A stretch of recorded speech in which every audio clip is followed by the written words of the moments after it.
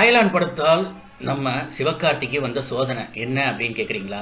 S my dear friends, கிட்டத்தட்ட அவருக்கு அதிகரிக்கக்கூடிய கடன் தொல்லை.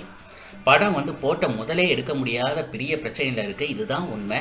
ஆனால் நம்ம பெக்கர் பால் மாதிரி இருக்கக்கூடியவர்கள் அவர் மிகப்பெரிய அளவுக்கு கம்பேக் கொடுத்துட்டாரு. அவர் கிட்டத்தட்ட இளைய தளபதியாக ஆயிட்டாரு. அடுத்த சூப்பர் ஸ்டாரே அவர் தான் அப்படின்ற அளவுக்கு பேசக்கூடிய நம்ம செய்யார் பாலா அவர்கள். ஐயையோ! ஆனால் உண்மை என்னன்னு பார்த்தீங்கன்னா, கேரளாவில் போஸ்டர் ஓட்ட செலவு கூட எடுக்க முடியலையாங்க. அங்கே இருக்கிறவங்க என்ன சொல்லிட்டாங்களா, இனிமேல் இவன் படத்தை எவனா வாங்குறீங்க அதோட காலி அப்படின்ற மாதிரி ஆயிட்டாங்களா. இப்போ சிவகார்த்திகேயன் அவரை கடன்லேருந்து எப்படி தப்பிக்க போகிறாரு நீங்களே சொல்லுங்கள். ஆனால் சிவகார்த்திகேயன் இங்கே தான் யோசிக்கணும். அதிகரிக்கும் கடன் தொல்லையால் உஷாராக சிவா எடுத்த முடிவு என்னையா அப்படின்னு கேட்டீங்கன்னா, எஸ் மை டியர் ஃப்ரெண்ட்ஸ், அதிகரிக்கும் கடன் தொல்லையால் பிஜேபியில் சரணடைகிறார் நம்ம சிவகார்த்திகேயன். இவர் மட்டும் கிடையாதுங்க, நல்லா சம்பாதிச்சவன், கருப்பு பணம் வச்சிருக்கவன், இவனுங்க எல்லாருமே சேர்றானுங்க. அந்த லிஸ்ட்ல முதலாக இருக்கக்கூடியவர் நம்ம ரஜினிகாந்த், இருக்கக்கூடியவர் நமது இளைய தளபதி விஜய். இந்த லிஸ்ட்ல நம்ம சூர்யா, நம்ம கார்த்தி, அடுத்து கடன் தொல்லையால் உள்ள போகக்கூடியவர் நம்முடைய சிவகார்த்திகேயன். எப்படியோ நல்லா இருந்தால் சரிப்பா அப்படின்னு நினச்சிக்க வேண்டியதான்.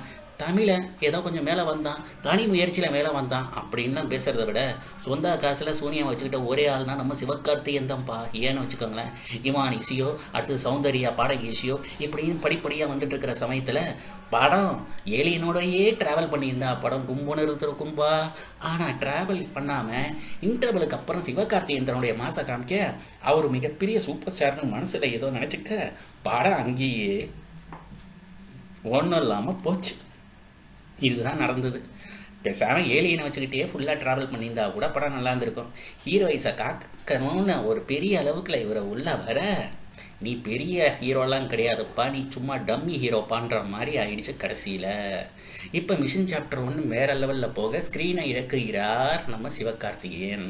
பல ஸ்க்ரீன் மிஷன் சாப்டர் அயலான வெளில தூக்குறாங்க. ஸோ ஆட்டோமேட்டிக்காக கடன் தொல்லை அதிகமாகிட்டு இருக்குல்ல. கிட்டத்தட்ட ஒரு 5-6 வருஷமாகவே இந்த பிரச்சனை ஓடிக்கிட்டு இருக்குது. அப்புறம் இமான் இஷ்யூ வந்த உடனே ஏகப்பட்ட பிரச்சனைகள். ஸோ இப்படிலாம் இருக்கும்போது என்ன பண்ண முடியும்? பிஜேபியில் சரணடைகிறார் சிவகார்த்திகேயன்.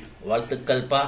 அடுத்து உங்களுடைய பயணம் பிஜேபியில். பிஜேபி ஏற்கனவே ரொம்ப தெளிவான கட்சி. அதில் சேரக்கூடியவர்கள்லாம் எப்படிப்பட்டவர்கள், என்னென்ன இதில் இருக்கிறாங்கன்ட்டு. முக்கியமாக உங்களுக்கு அதில் பெஸ்ட்டு குவாலிஃபிகேஷன் இருக்குது. ஏன்னா படிப்படியாக பல விஷயங்களில் மாட்டிக்கிட்டு இருக்கீங்கள, இந்த மாதிரி குவாலிஃபிகேஷன் தான் பிஜேபியில் தேவை அப்படின்னு நினச்சி பிஜேபியில் சீக்கிரமாக சேர்ந்து மிகப்பெரிய அளவில் இமான் இஷ்யூ மாதிரி இல்லாமல் இன்னும் பல விஷயங்களில் நீங்கள் மேலோங்கி வர்றோம் அப்படின்னு சொல்லி வாழ்த்து.